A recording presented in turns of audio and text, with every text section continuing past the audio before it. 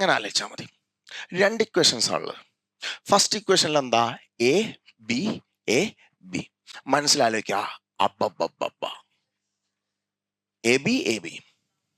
ഇവിടെയോ ബബ്ബബ്ബബ്ബ. തമാശല്ല, ആ ഒറ്റ വാക്ക് മതി. നിങ്ങൾക്ക് ഇതിന്റെ ഭംഗി ആസ്വദിക്കണമെങ്കിൽ നിങ്ങൾ ഈ ക്വസ്റ്റ്യൻ ഒറ്റക്ക് കാണണം.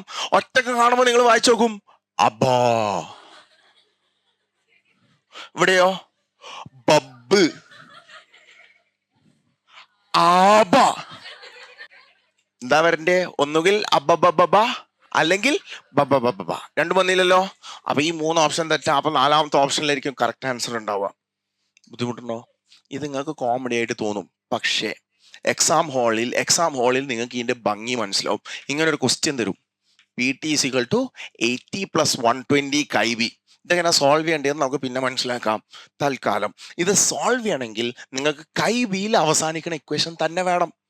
KA-യിൽ അവസാനിക്കുന്ന ഇക്വേഷൻ കിട്ടിയിട്ട് കാര്യമില്ല. അപ്പൊ നിങ്ങൾ ആലോചിക്കണം അബ്ബബ്ബബ്ബ എ ബി എ ബി. അപ്പൊ ബിയിൽ അവസാനിക്കുന്നത് കിട്ടും. അപ്പൊ P0A + P0B - P0A × KV എന്ന് എഴുതാൻ പറ്റും.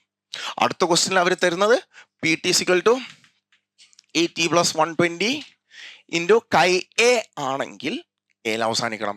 അപ്പൊ ബിയിൽ തുടങ്ങിയാൽ മതി. ബബ്ബബ്ബ.